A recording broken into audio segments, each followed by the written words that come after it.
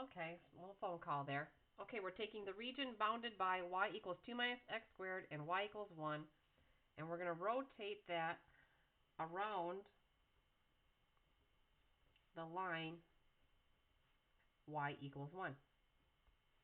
Okay, so we'll start by graphing these two lines and see what region's bounded.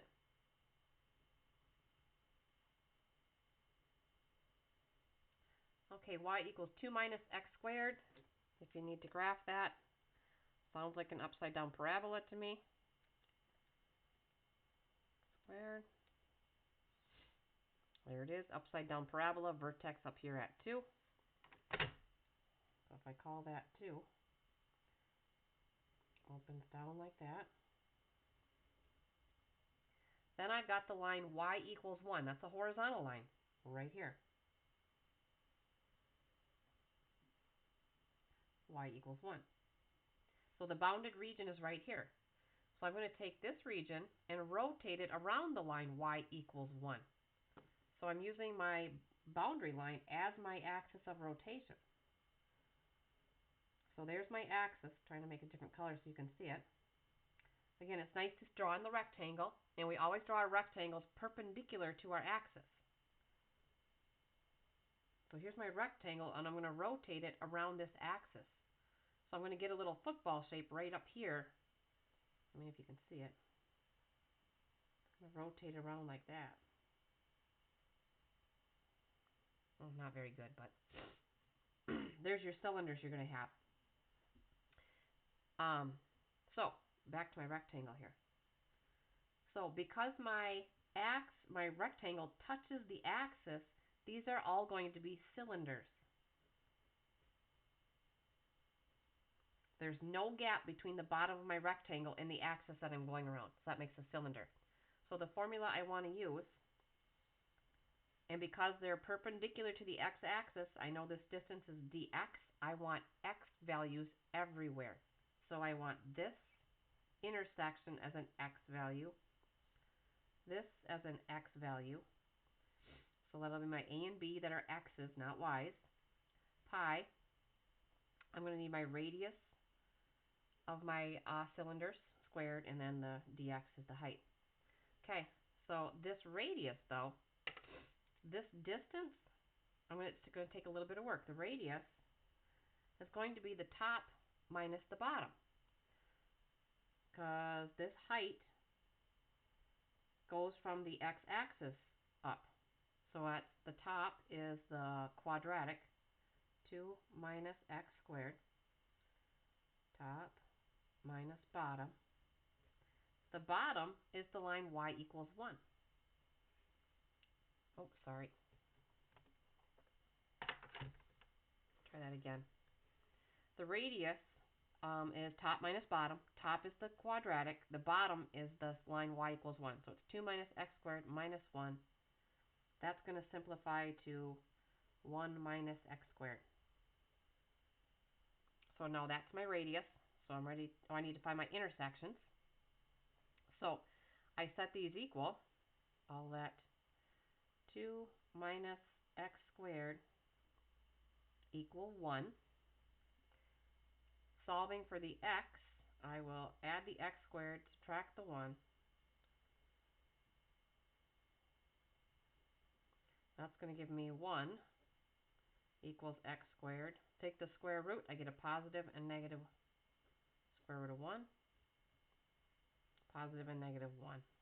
So those are intersecting at positive 1 and negative 1. So my boundaries go from negative 1 to 1. Pi. My radius, I figured out over here. Top minus bottom. It's 1 minus x squared squared. And then the height is dx. I've got x's everywhere. And now I just integrate. If I try to do a power rule, I need the derivative of the inside, which is a negative 2x. I don't have an x to introduce and slide over here, so I have no choice but to FOIL this thing out and do each term separately. So I'm just going to pull the pi out in front. 1 minus x squared times 1 minus x squared.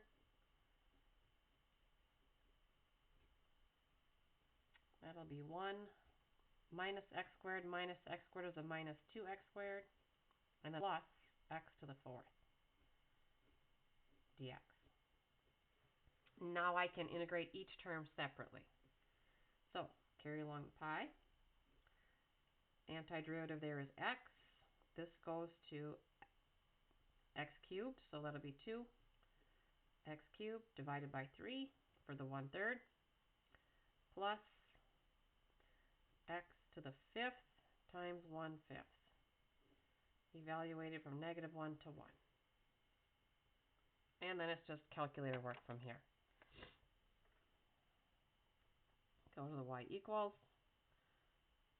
pi x minus 2/3 x cubed plus 1/5 x to the fifth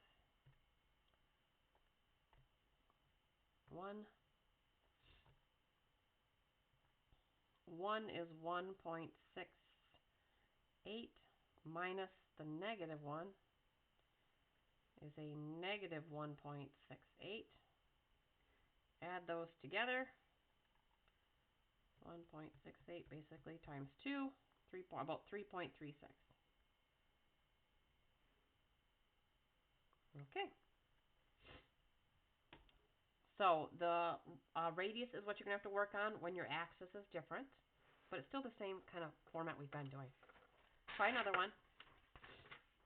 I want to use that same region,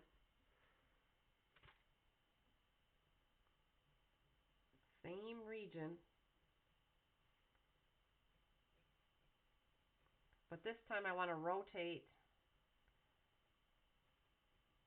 around y equals -2. Okay. So let me graph that.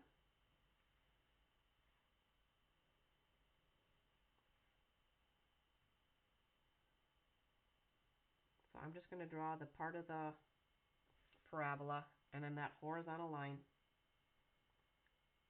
That was my bounded region. That was y equals 1, and then the y equals 2 minus x squared. So I'm taking this region, draw my rectangle, and I'm rotating around y equals -2.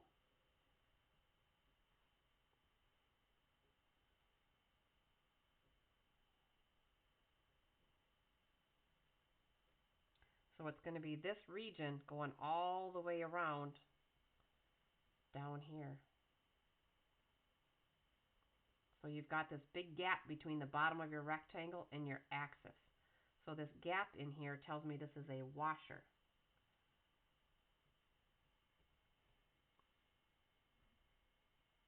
So my washer formula is R1, the far radius squared, minus the inside radius squared, top minus bottom squared.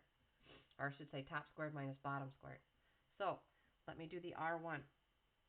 My radius is coming from my axis here all the way to the top. That distance. Well, it's broken up into two pieces. The distance from the x-axis to the point on the line is the function. So that's how we plot points. It's given by y equals 2 minus x squared. So this top part is 2 minus x squared. This bottom distance here, that's a distance of 2. So if I was to find the total distance here for my radius, I would add that y distance, which is up there from here, to this vertical distance of 2 that's here. So it's the equation plus 2 more that's below the x-axis. So my R1 is 4 minus x squared. And then my R2 is the distance from my axis to the bottom of the rectangle, which is at this horizontal line. That's where my bottom is at. Well, this distance is constant. It's a constant of 2 plus 1. So the bottom radius is 3. The top one changes as the point goes down along here, and that's all incorporated into this equation. So now I'm ready for my washer formula. I need my boundaries. Again, perpendicular to the axis. So I need these x values again. And I had these last time. They were -1 and 1. So my volume is the integral from -1 to 1 pi. Washer formula says take R1 and square it.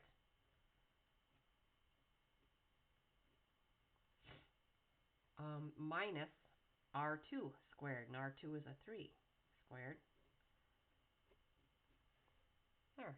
There's the tough part. Now I'm just going to, again, I don't have an x to slide over here, so I'm going to FOIL this out and then combine it with the 9 here.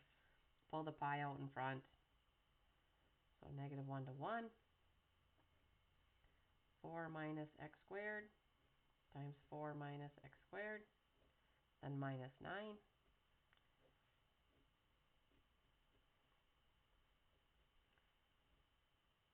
-1 to 1. Haven't done the integral yet, so I'll have 16.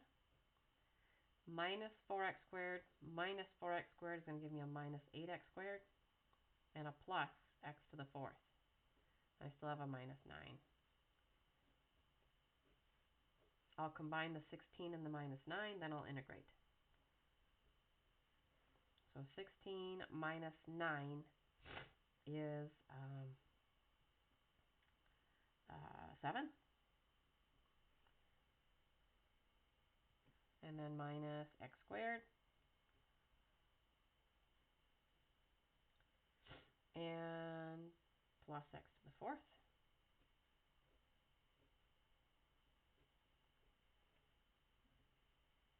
Here we go. Pi times 7x. Power rule, that'll be 8x cubed divided by 3 plus x to the 5th times 1/5, -1 to 1.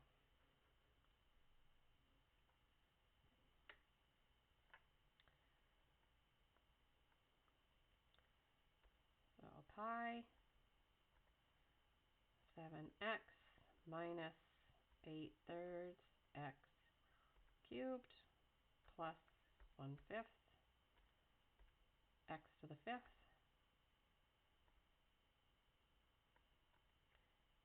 1 14.24 minus the -1 -14.24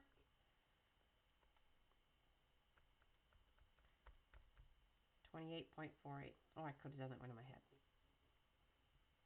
Okay.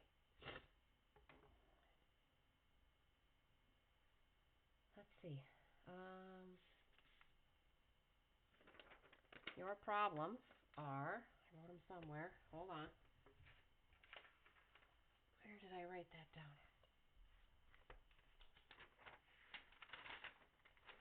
Hold on. Ah, dang it, I had it here.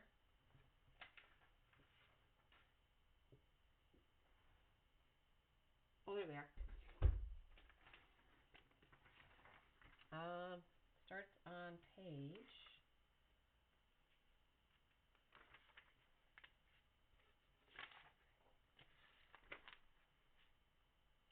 390. We're going to pick up Quickie 4, 5, and 6. Then you're going to do number 13, 14, 15, and 16. And when you set up number 13, just use function integrate, because the algebra to actually do that integration is ridiculous. So once you get your integral set up, your first line, just use your function integrate on 13.